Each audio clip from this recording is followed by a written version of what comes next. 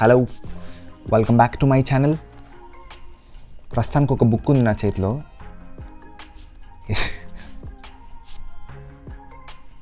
ఇదేం తెలుసా, అగరబత్తి ఉంటుంది చూడు, అది నేను బుక్ మార్క్ లాగా వాడుతున్నా. దీనికి నేను బుక్ మార్క్ లాగా చాలా వింత వింత వస్తువులు వాడుతుంటా. ఏమంటారు, ప్రైస్ ట్యాగ్లు, బట్టలకు వచ్చే ప్రైస్ ట్యాగ్ ఉంటుంది, అది అగరబత్తి ఏది దొరుకుతుంది అనమాట. కొన్నిసార్లు బండి కీసు. సో ఇప్పుడు ఏంటంటే, మీకు హిస్టరీలో ఒక ఇండియన్ ఏన్షియంట్ హిస్టరీలో ఒక పొలిటికల్ ట్రాన్స్ఫర్మేషన్ జరిగిందనమాట. అదొక స్టోరీ ఉంది, అది ఈ పర్సన్ గురించి చెప్తా.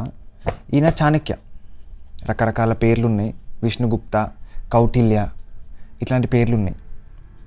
ఇప్పుడు ఈ పర్సన్ ఏంటంటే, తక్షశిల అనే యూనివర్సిటీ ఏదైతే ఉందో అందులో ఒక స్కాలర్ అనమాట. Economy, state craft, political theory ఇట్లాంటివి. పొలిటికల్ థియరీ కాదనుకుంటా, స్టేట్ క్రాఫ్ట్ అయితే ఉంది, అంటే అడ్మినిస్ట్రేషన్, ఎకానమీ, అర్థశాస్త్రం ఇది ఉంది. అయితే ఈ పర్సన్ ఏం చేసిందంటే, ఒకసారి ధనానందుడు, నందా డైనాసిటీ ఉండే, ఆయన కోర్టులోకి వెళ్ళిండు. కోర్ట్ అంటే ఆయన ఇట్లా సభ పెడతాడు కదా, అందులోకి వెళ్ళిండు.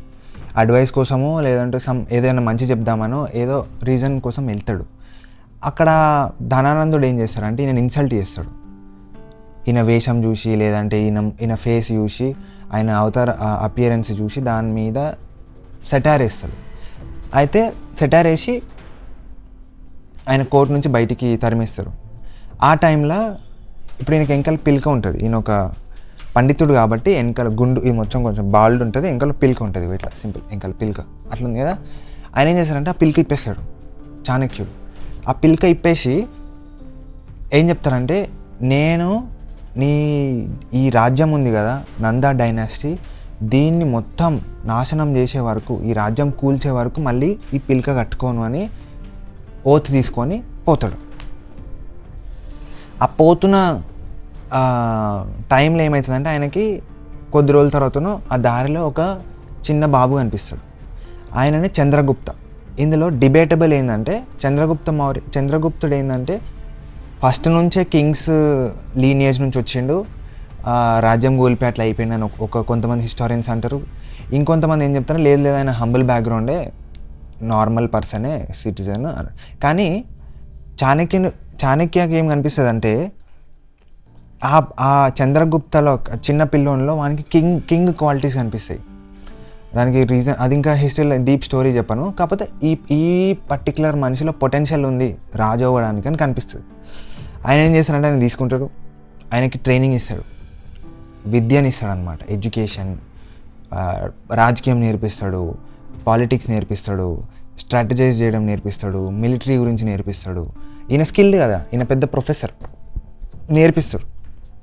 అది ఏ లెవెల్కి వెళ్తుంది అంటే, ఈ ధనానంద ఎవరైతే ఉన్నాడో నందా డైనాసిటీ, ఆయన మొత్తం స్టూడెంట్స్లని ఎంత స్కాలర్స్ తయారు చేస్తారంటే, ఆ ధనానందుడు మంత్రి మండలి ఉంటారు కదా, అందులోనే ఈయన స్టూడెంట్స్ వెళ్ళిపోతారు, మెయిన్ అడ్వైజ్ ఇచ్చే స్టేజ్కి వెళ్ళిపోతారు అనమాట. వెళ్ళి ఆ ధనానందుడు ఎవరైతే రాజు ఈయన ఇన్సల్ట్ చేసిండో, ఆయన రాంగ్ డెసిషన్లు తీసుకునేటట్టు కంపెల్ చేస్తారు ఆయనని. ఆయన తప్పుదారి పట్టించేసి అల్టిమేట్గా ఆయనని చాలామంది హిస్టోరియన్స్ మళ్ళీ ఆయన చంపేసారని కొంతమంది అంటారు. ఆయన ఎక్సైల్లోకి వెళ్ళిపోయింది, అంటే రాజ్యం వదిలిపోయి పారిపోయిండు, వేషం మార్చుకొని పారిపోయింది కొంతమంది హిస్టోరియన్స్ అంటారు. కానీ మొత్తానికి చంద్రగుప్తుని తీసుకొచ్చి రాజుని చేస్తాడు. అట్లా స్టార్ట్ అయింది Mauryan empire. Chandragupta Maurya one of the greatest kings లెక్క మారుతాడు. ఆయన రాజ్యంలోనే ఈయన చీఫ్ అడ్వైజర్ కూడా అవుతాడు. అంటే రాజుకి అడ్వైజ్లు ఇస్తాడు కదా, ఏం చేయాలి, ఏం చేయొద్దు, ఎట్లా రాజ్యాన్ని ఎట్లా విస్తరించాలి, ఎట్లా diplomacy, statecraft, military strategies, స్పైలు, ఏజెంట్లు, డబల్ ఏజెంట్లు, ఇంటెలిజెన్స్ అన్నీ నేర్పిస్తాడు అనమాట. పాలిటిక్స్ ఎట్లా, రాజతంత్రం, కుతంత్రం ఇవన్నీ నేర్పిస్తాడు. కన్నింగ్ విషయాలు కూడా, ఏమంటారు కన్నింగ్ అంటారు కదా, కుటిలమైన బుద్ధి, అవి కూడా నేర్పిస్తాడు. మొత్తానికి రాజ్యాన్ని వన్ ఆఫ్ ద గ్రేటెస్ట్ రూలర్ని తయారు చేస్తారనమాట. మీరు హిస్టరీ చదివితే తెలుస్తుంది. అయితే అట్లాంటి స్కాలర్ చాణక్య, ఈయనది ఒక బుక్ ఉంది, చాణక్య నీతి. ఇది మిర్రర్లో కనిపిస్తుంది మీకు, కానీ ఇది చాణక్య నీతిని చదివి చెప్తున్నా. ఒకవేళ మిర్రర్ అయితే ఇది ఈ బుక్ అప్పటి చెప్పింది కానీ ఇది ఇప్పటికీ రిలవెంట్ ఇది, ఓకేనా. ఇందులో మీరు ఫ్రెండ్స్, ఓకేనా, ఎట్లాంటి ఫ్రెండ్షిప్స్ చేయాలి, మీ రియల్ ఫ్రెండ్ ఎవరు, ఎనిమీస్తో ఎట్లా డీల్ చేయాలి, మళ్ళీ